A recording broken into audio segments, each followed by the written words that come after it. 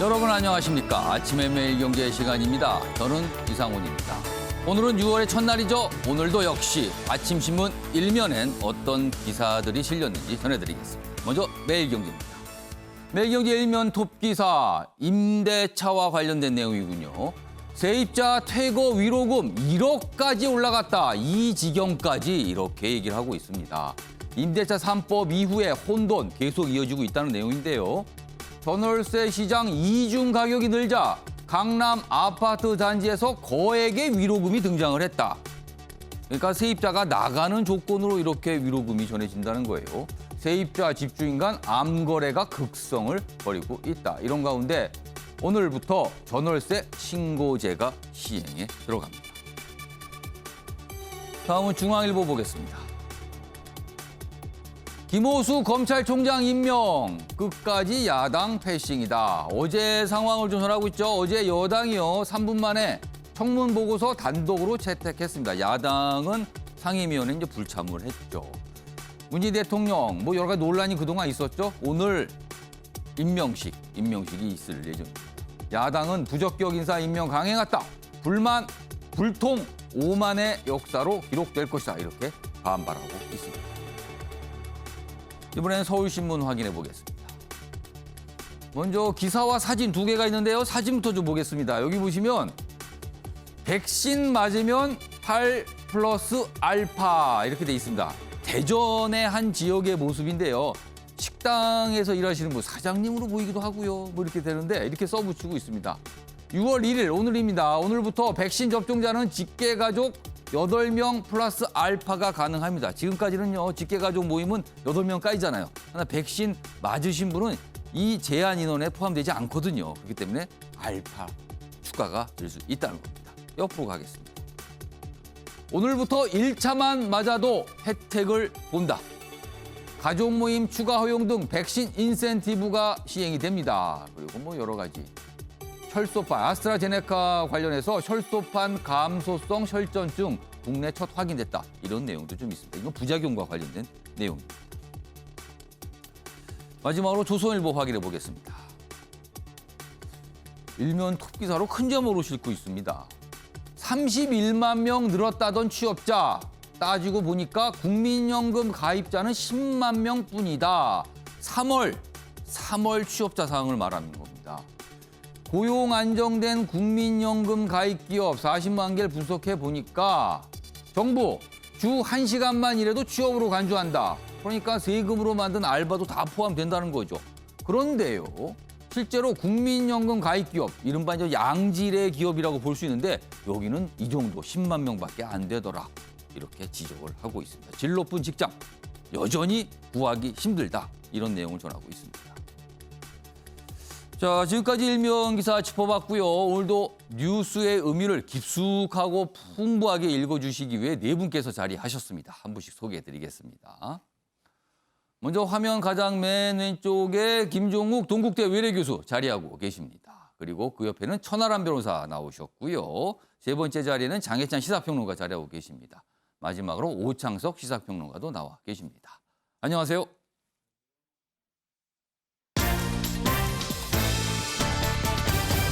오늘 다룰 주요 이슈들을 네 가지 키워드로 정리했습니다. 6월 1일 화요일 키워드 네 가지가 화면에 준비되어 있습니다. 첫 번째 키워드는 물음표가 찍혀 있습니다. 아직은 100% 잘 모릅니다. 입당 결심일까입니다. 지금요. 윤석열 전 검찰총장 어제요. 윤 전 총장과 관련된 기사가 쏟아졌습니다.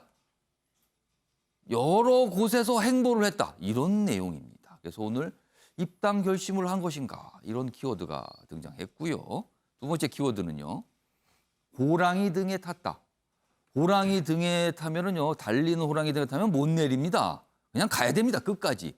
지금 스스로를 이런 상태라고 얘기하신 분이 있습니다. 국민의힘의 당권 경쟁과 관련돼 있습니다. 세 번째 키워드 보겠습니다. 왜 거기서 나와? 이 표현은요. 엉뚱한 것이 등장했을 때 이런 표현 쓰죠.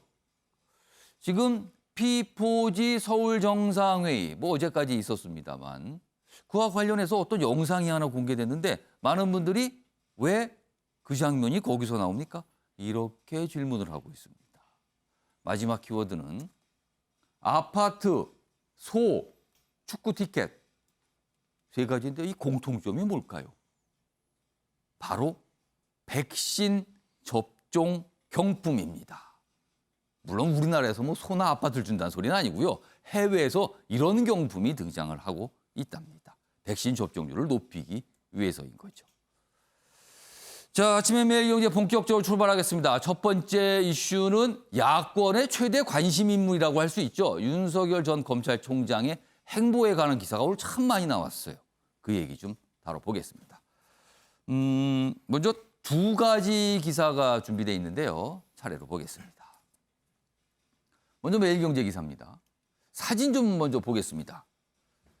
윤석열 전 검찰총장이 가운데 있고요. 어떤 뭐 시민분들 그리고 뭐 아이들도 있네요. 그러니까 이 얼굴을 이렇게 좀 가린 걸 보니까 일반 시민들이 같이 뭐 사진을 찍은 것 같습니다. 여기가 어딘가 하면요.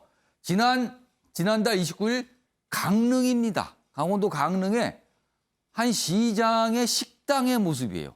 윤석열 전 검찰총장이 식당을 가서 뭐 밥을 먹으러 간 거죠. 그리고 시민들을 만났습니다. 그리고 기념 사진을 이렇게 찍은 모습이 공개가 된 겁니다. 내용 보겠습니다. 강릉에서 시민들 만난 윤석열, 대선 출마 선언 임박한 듯하다. 시민들 만나서, 그러니까 공개된 장소에서 시민들과 대화도 나누고 사진도 찍는다는 의미. 대권 주자로 꼽히신 분이 그런 모습을 한다는 거는 이거 아니고는 설명이 안 된다는 거죠, 지금요. 밑에 보겠습니다. 단골 식당을 찾아가 기념 촬영을 했다. 그리고 지금까지 각계 전문가들을 만났잖아요. 그거에 이어서 이번엔 시민들과 스킨십을 갖는 거 아니냐. 뭔가 본인의 어떤 도전을 위한 포석을 하나씩 깔고 있는 거 아니냐. 이렇게 해석하고 있습니다. 다음 기사 하나 더 보겠습니다. 윤석열, 권성동 만나기 나흘 전 정진석과 회동. 권성동, 정진석 두 분의 공통점은 국민의힘 소속이라는 거죠. 그러니까 국민의힘 입당 촉각. 어떤 기사는 오늘 7월이면 입당할 수 있다. 뭐 이렇게까지 나옵니다. 지금요. 자, 권 의원, 윤석열 전 총장을 만났어요. 친구 사이로 알려졌죠. 어릴 적 친구, 중마고 뭐 이렇게 소개가 됩니다.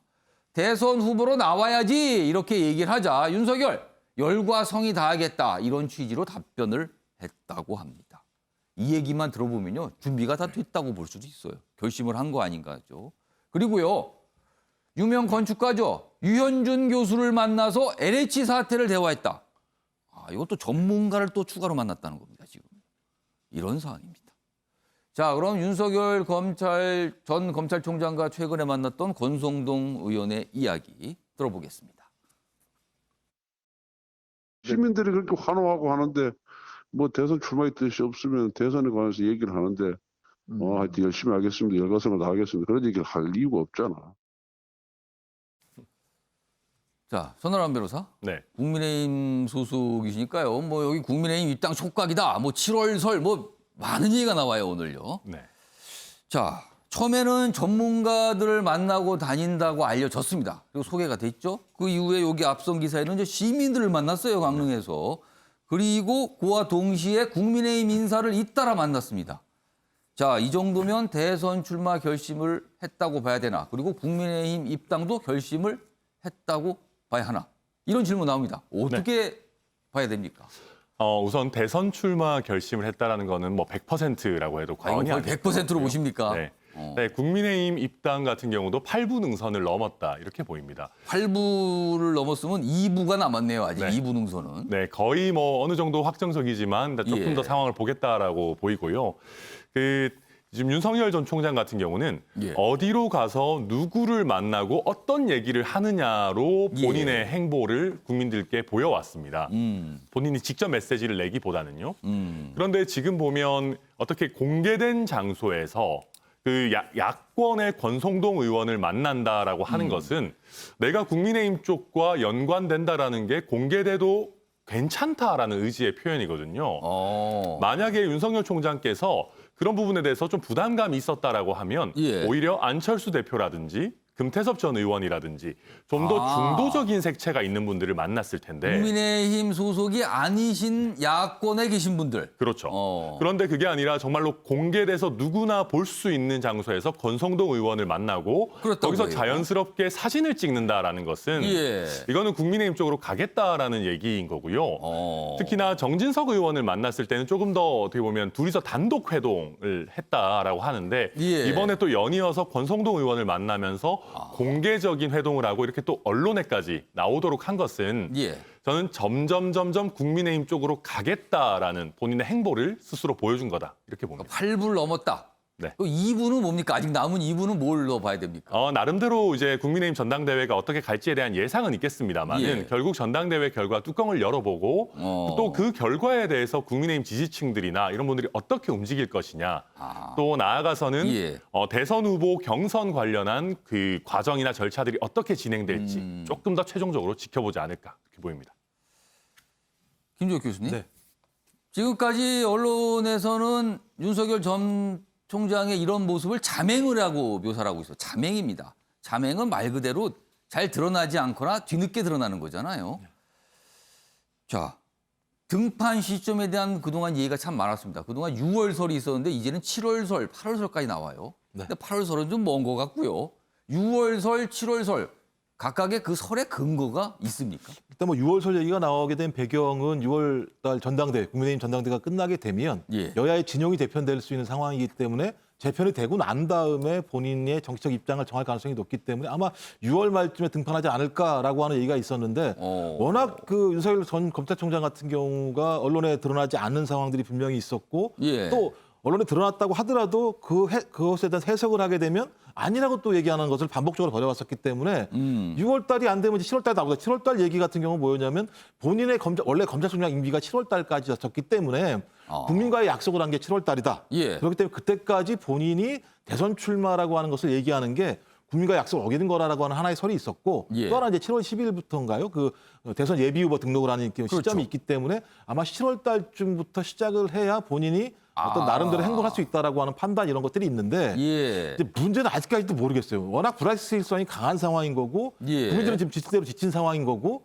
근데 여전히 답을 하지 않고 있는 상황. 근데 저는 여전히 뭐 국민의힘에서야 당연히 예. 지금 대선 후보가 마땅한 대선 후보가 없는 상황에서야 자기 당에 유리하게 해석할지 모르겠습니다만 저는 윤석열 전 검찰총장이라면 세 가지의 길에 대한 고민을 아직도 하고 있다는 생각이 들어요. 하나는 세 가지요? 프랑스의 마크롱 같은 제3지대의 길이 있을 것이고 예. 또 하나는 지금 말씀한 입당의 길이 있을 것이고 아니면 제3지대에 있으면서 마지막 야권 단일화를 통해서 갈 수 있는 세 가지 길이 있는데 예. 이 세 가지 길이 자기가 지금까지 제기해왔던 삶과 얼마만큼 일치할 것인가 또 그다음에 여야 정치 상황과 얼마나 일치할 것인가에 대한 판단들을 아직까지 유보하고 있다는 생각이 드는데요. 예. 저는 이제는 너무나 많은 계산을 할 시간은 별로 남지 않았다. 지금 이제 결단의 시점이 다가오고 있다는 생각이 들기 때문에 예. 저는 이제는 좀 국민한테 말씀을 하셔야 돼요. 적어도 6월에 나와야 국민들이 9개월 정도 검증할 수 있는 거예요. 근데 우리나라 같이 큰 나라에서 5년 단임제 대통령을 뽑는데 예. 9개월 검증받아서 되겠습니까?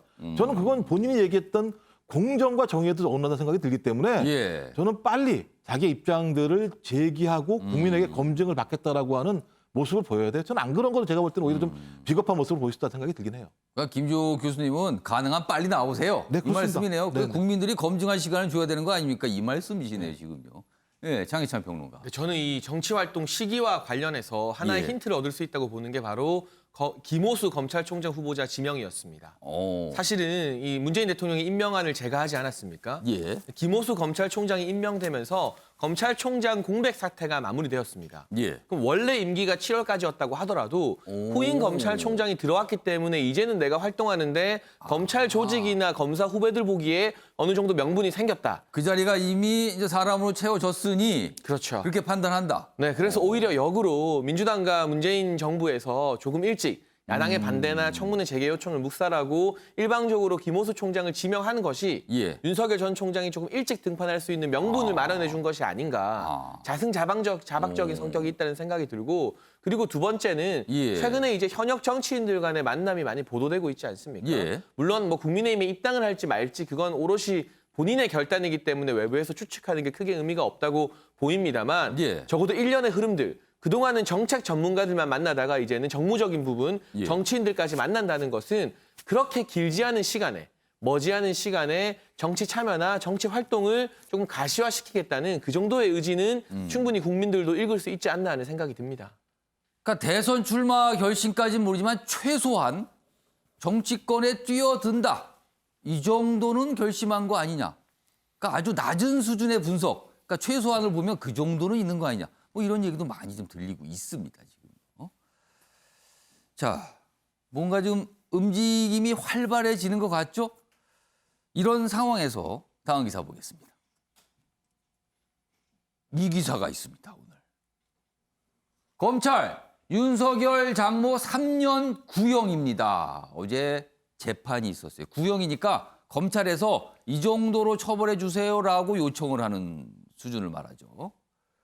부당 요양급여 20여 건 탄핵 혐의.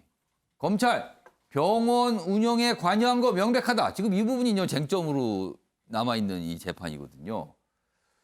이렇게 보니까 뭐 7월 2일 선고 예정이다. 그리고 윤석열 전 총장의 장모는 이 내용에 대해서 부인을 하고 있다. 선고가 7월이니까 뭐 좀 한 달 좀 더 지나면 나오겠네요, 지금. 이날 나올 때도 또 이거 대단히 관심을 받겠는데요. 아무튼 상황은 이렇습니다. 자, 이 부분은요. 향후 윤석열 전 검찰총장이 대선에 나선다면 검증의 대상이 될 수도 있는 사안들이거든요. 이와 관련돼서 최근에 몇 가지 얘기들이 좀 있었어요. 확인해 보겠습니다. 윤석열의 수많은 윤호진부터 사건에 대한 파일들을 다 지금 차곡차곡 준비를 하고 있다는 말씀드리고 윤석열은 8번 고시 떨어지고 9번째 하게 있지만 송영길은 한 번에 붙으셨다고. 사람이에요. 네. 변호사인 거 다 알고 내가 계시죠? 머리도 더 크고 그렇죠. 대한민국의 대통령이 적당히 되는 게 아닙니다. 네. 저 하나씩 제가 자료를 체크하고 있다는 말씀을 드리고 당에서 같이 함께하는 당원 동지들을 보호할 그런 의무가 있습니다. 우리 당으로 활동하고자 하는 대선 주자에 대한 공격이 들어온다면은 설사 자신이 지지하지 않는 우리 당내 후보라 할지라도 철저하게 아끼고 보호하는 자세로 가야 된다. 윤석열 총장 부인이나 장모에 대한 공격이 들어오면은 제가 그거는 만약에 윤석열 총장이 우리 당에 들어와서 같이 활동한다면은 비단 주머니 3개를 드리겠습니다. 네. 급할 때마다 하나씩 열어보면 됩니다. 네. 충분히 그거는 받아치고 역효과까지 상대편한테 넘길 수 있는 그 정도 해법은 있습니다. 자, 오창석 평론가. 만약에 등판하게 된다면 지금까지는 자맹을 통해서 본인이 보여주고 싶은 모습, 묻고 싶은 질문, 스스로에 대해서 뭐 공부하는 시간, 뭐 이런 거였어요. 그러나 등판하게 되면 이제 질문을 받게 되는 겁니다. 답을 해야 되죠. 등판하게 된다면 민주당의 검증 공세 아마도 대단할 것 같습니다. 지금 뭐 소영길 대표가 약간 지나가는 말로 했지만 뭐 차곡차곡 쌓았다 이런 얘기가 나왔거든요. 과연 윤석열 검찰 전 검찰총장 이런 공증, 이런 검증에 대한 공세 잘 넘길 수 있을까? 어떻게 전망하십니까? 일단 기본적으로 그 대선 후보가 되기 위해서 그 사람이 살아왔던 거를 전부 다 뒤집어서 한번 보는 편이 있습니다. 그렇기 때문에 지금까지 있었던 내용들을 포함해서 이제 가족과 관련된 내용이라든지 본인 스스로에 대해서라든지 또는 본인이 검찰로서 기소했던 내용들이 결과로 어떻게 이어지는지까지 검증을 하게 될 것입니다. 그렇기 때문에 이 부분은 피할 수 없는 것이고 지금 자맹을 이어나간다고 하면서 어디 가서 이제 코딩 배우거나 스타트업 창업자를 만나거나 뭐 여러 가지 하지 않습니까? 거기에 대해서도 검증이 들어갈 거예요. 거기에 대한 질문을 던졌는데 답변이 제대로 나오지 않으면 아, 공부 제대로 하셨어요? 뭐 이런 겁니까? 그러면 어디 가서 뭐 듣고 오셨어요? 라고 질문할 수밖에 없거든요. 그리고 여당에서만 검증한다라고 얘기를 하지만 사실은 언론에서도 대규모로 검증할 수밖에 없습니다. 왜냐하면 결국은 한 국가를 이끌어야 되는 수장을 뽑는 과정이기 때문에 그 사람이 우리나라를 이끌어갈 자질이 있는 것인가 따져볼 수밖에 없습니다. 그렇기 때문에 이 부분에 대해서는 윤석열 전 검찰총장이라서가 아니라 대선 후보로 분류되고 있고 지금 현재 계속해서 1위를 구가하고 있기 때문에 더 다양한 검증이 들어갈 수밖에 없다고 생각하고 다만 굳이 이 여당의 당대표가 차곡차곡 쌓고 있다 이런 얘기를 하지 않아도 어차피 검증 무대가 오릅니다. 그렇기 때문에 저런 부분에 대해서 미리 얘기할 필요가 있었을 거라는 생각이 좀 드는데 어쨌든 이 부분에 대해서는 윤석열 총장을 현재 지지하고 있는 사람과 지지하지 않고 있는 사람 모두 이 검증 잣대에 대해서 어떻게 윤석열 전 총장이 답변하고 빠져나가고 그리고 거기에 잘 방어하는지 또는 더 멋진 모습을 보여주는지 잘 지켜볼 겁니다. 장희찬 평론가. 사실 윤석열 전 총장은 검찰총장 후보자로서의 인사검증은 받았어요. 그러나 그때 수위와 대선 후보의 수위는 차원이 다른 수위일 거거든요. 어떻게 좀 될까요? 물론 검증의 강도가 다르다는 데는 동의하지만 예. 사실 지금 송영길 대표가 뭐 차곡차곡 파일을 쌓고 있다 말하는 건 예. 문재인 정부, 특히 문재인 청와대 얼굴에 침을 뱉는 일이 아닌가 싶습니다. 윤석열 전 총장이 검찰총장 임명될 때 그 당시 공직기관 비서관이 최강욱 열린민주당 대표였습니다. 예. 민정수석이 조국 전 장관이었죠. 그렇습니다. 인사검증의 책임자들입니다. 조국 전 장관과 최강욱 열린민주당 대표가 직접 공들여서 인사검증한 인물입니다. 그러네요. 그런데 이제 와서 그때는 찾지 못했던 파일들이 차곡차곡 쌓이고 있다. 문재인 청와대가 그만큼 인사검증에 무능하다는 것을 스스로 자인하는 격이 되기 때문에 예. 사실상 이미 인사청문회를 한번 통과했던 부분이라 저는 개인적으로 큰 우려가 없다고 봅니다. 왜냐하면 우리가 소위 대통령이 되려면 국회의원 경험이 있어야 된다는 이야기를 많이 하는데 예. 정작 국회의원들은 장관급으로 임명되지 않으면 인사청문회 거치지 않습니다. 근데 현역 의원들 재선을 하고 3선을 해도 인사청문회의 압박을 경험하지 못한 사람들은 예. 이 청문회라는 제도 자체를 굉장히 두려워하는 경향이 있습니다. 하지만 윤 전 총장은 국회의원 원내 경험은 없습니다만 인사청문회를 경험했기 때문에 예. 그렇기 때문에 이 이어질 검증에 있어서도 어느 정도 맷집이 검증되었다고 보는 게 제 입장에서는 타당한 의견이 아닐까 싶고요. 예. 지금 이 검찰에서 윤석열 전 총장의 장모 요양병원 부정수급 의혹과 관련해서 징역 3년을 구형했는데 예. 이 사건 윤석열 전 총장이 개입했느냐 안 했느냐가 핵심입니다. 본인의 어떤 검사로서의 지위를 남용해서 예. 이전에 무혐의 처분을 받는데 도와줬느냐. 예. 그 부분은 다른 사람도 아니고 이성윤 지검장의 중앙지검에서 이미 무혐의 처분을 내린 바 있습니다. 그렇기 때문에 설령 예. 어떤 선고 결과가 나올지 모르지만 1심에서 이 장모 측에 다소 불리한 선고 결과가 나온다고 하여도 윤석열 전 총장이 개입했다는 부분은 다른 누구도 아닌 지금 예. 언론에서 친정부 성향이라고 평가하는 이성윤 지검장이 아니다, 이건 아무리 봐도 혐의가 없다고 정리를 해준 사안이라 이게 윤석열 개인에 대한 문제로까지 번질 가능성은 거의 없다고 생각합니다.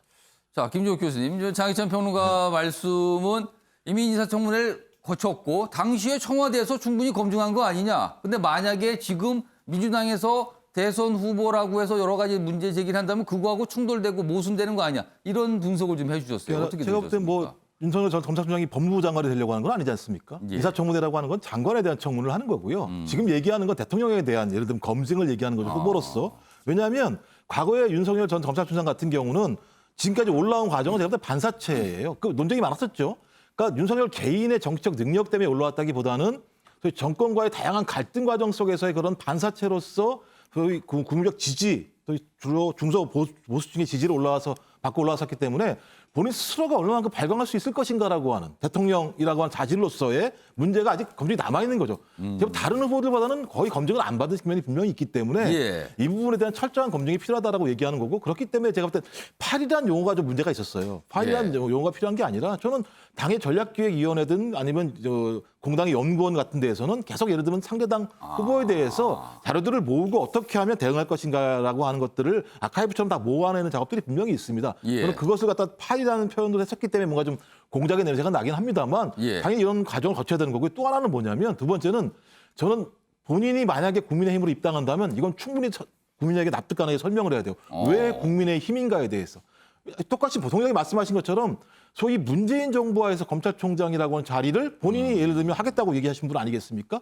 근데 지금에 와서 왜 국민의힘인가에 대한 설명을 분명히 해야 되는 거죠. 그 동일한 논리라고 얘기한다면. 예. 그러니까 예를 들면 본인 스스로가 국민의힘의 가치와 강령에 동의하는 건지 아니면 문재인 정부 하에서 탄압을 받았기 때문에 본인이 거기에 대한 저항으로서 국민의힘에 가려고 하는 건지 저는 이 부분에 대한 정확한 설명이 안 된다고 얘기했을 때 예. 자, 무엇을 위해서 대통령이 되려고 하는 건지에 대한 근본적인 의문을 가질 수 있어요. 저는 그렇기 때문에 이제 그야말로 진정한 검증이 시작됐다고 보는 게 좀 맞다는 생각이 들어요. 그런 면에서. 아직은 눈에 안 보입니다. 그러나 왠지요.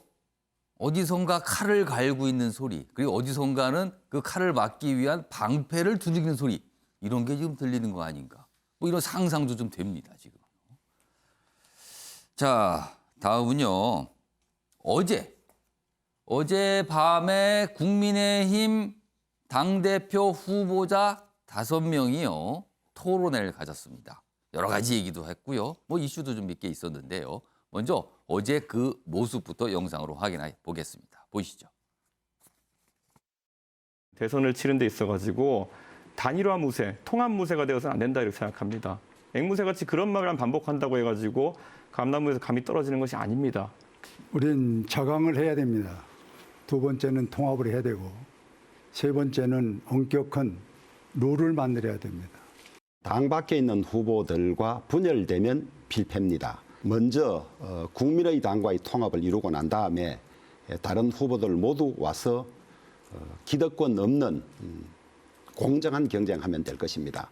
이준석 후보가 유승민 후보한테 좀 유리하게 하려는 것 아닌가 하는 이야기로 계속 저희가 그동안 유승민계라고 이렇게 분류되었는데 하는 그런 부분. 타 후보, 외부에서 있는 인사에 대해서만 눈치를 살피다 보면은 저는 시간을 놓칠 수가 있다는 거지요.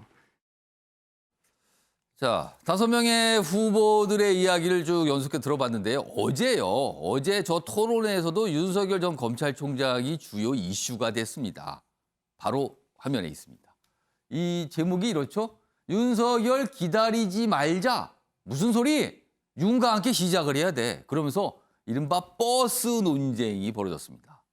그러니까 국민의힘을 버스에 비유하면 대선을 향해서 출발 지금 해야 됩니다. 언제까지 기다립니까? 빨리 출발시켜야지. 그리고 한쪽에서는 무슨 소리야? 올 때까지 기다려야지. 버스를 왜 떠나? 뭐 이런 반응이었어요. 보겠습니다. 이준석, 특정인 위해서 경선 연기하면 이게 공당입니까? 사당이지. 그리고요. 버스는 특정인을 기다리거나 특정인을 위한 노선으로 가서는 안 됩니다. 우리는 우리 길 그리고 우리 시간대로 갑니다. 뭐 이런 거예요. 나경원, 윤석열이 당에 안 들어와도 버스 출발할 거예요? 안 되잖아요. 뭐 이런 얘기고요. 우리 후보들만 태우고 출발시켰다가는 다른 후보 영이 막을 수 있다. 기다려야 됩니다. 뭐 이런 입장입니다. 좀 다릅니다. 이 상황이. 자, 이 모습도 영상으로 준비했습니다. 보시죠. 저는 모든 야권 후보들을 일단 만나겠다, 당대표가 되면. 네. 그래서 그분들의 출마 여부 의사를 확인하고 그분들을 다 하나로 아우르는 밑작업을 좀 하고 우리 경선 열차는 9월 추석 이후에 시작을 하겠다. 네. 그렇게 해서 그 경선 열차에는 모든 후보를 다 태우겠다는 말씀을 드렸습니다. 그래서 공당으로서 책임 있는 경선을 치르려면은 절대 버스라는 것은 특정인을 위해 기다려서도 되는 것이 아니고요. 특정인이 원하는 노선으로 다녀서도 안 되는 것입니다. 공정하고 엄격한 룰을 통해 가지고 저희가 경선을 운영하고 그리고 오히려 그것이 플랫폼화 되어야지만 저는 많은 주자들이 참여할 것이다. 이렇게 봅니다. 아까 우리가 언급한 수많은 주자들, 윤석열 총장도 있고 안철수 대표도 있고 밖에 우리 당 출신인 홍준표 대표도 있습니다. 자, 전하람 변호사. 네. 이른바 이제 버스 출발 논쟁이에요. 일단 버스는 가야 된다. 노선 정해졌고 시간 정해졌으면 그대로 가야 된다. 무슨 소리 기다려야지. 안 탔어 아직. 뭐 이런 겁니다. 전하람 변호사 보시기에는 어떻게 해야 됩니까? 사실상 현실에서는 별로 차이가 없을 거라고 봅니다. 차이가 없다? 네, 무슨 얘기냐 하면 물론 대외적으로 자강을 강조하느냐 통합을 강조하느냐를 얘기하지만 예. 정해진 시간에 버스를 출발시키는 경우라도 예. 윤석열 전 총장이나 안철수 대표, 홍준표 전 대표에게 버스에 타겠냐라고 내부적으로 물어보는 과정을 안 거칠 수는 없습니다. 그러니까 무슨 얘기냐 하면 사실 지금 앞선 우리 권성동 의원과의 만남이나 이런 부분들 보면 윤석열 전 총장도 버스에 탈 의사가 전혀 없지는 않은 것으로 보이거든요.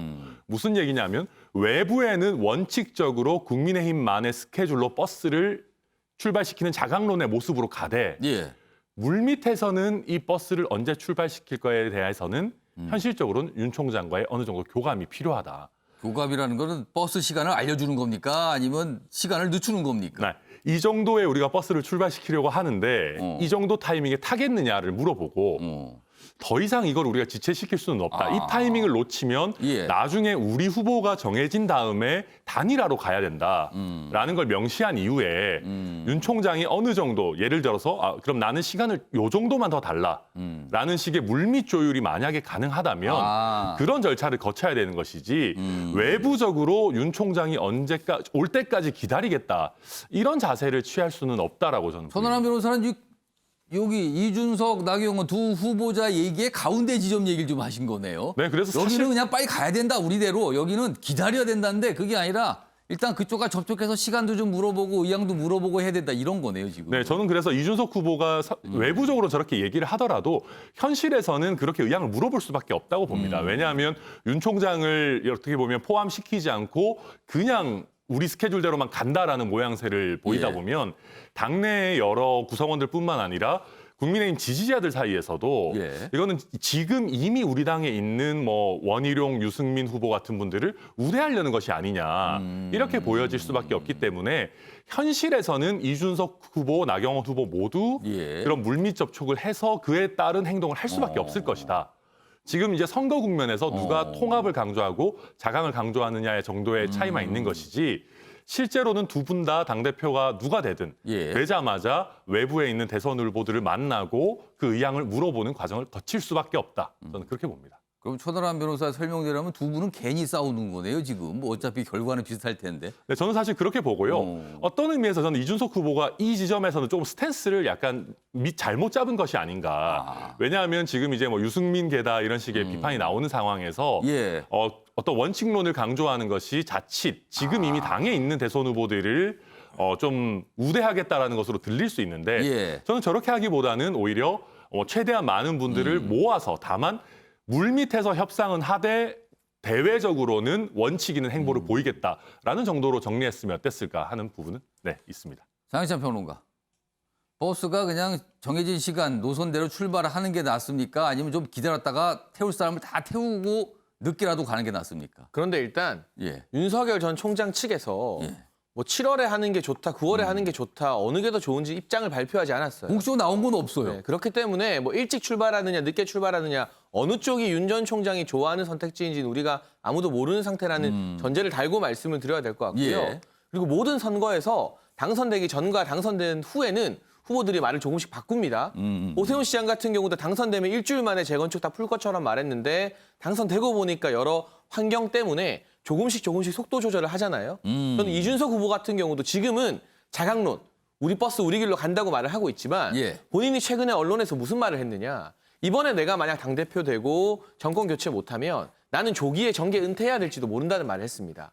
그럼 막상 당대표가 됐다고 가정했을 때 지금 현재 범야권에서 가장 높은 지지율을 구가하고 있는 윤석열 전 총장을 영입하느냐가 어떻게 보면 이준석 후보의 정치 생명과도 직결돼 있는 일일 겁니다.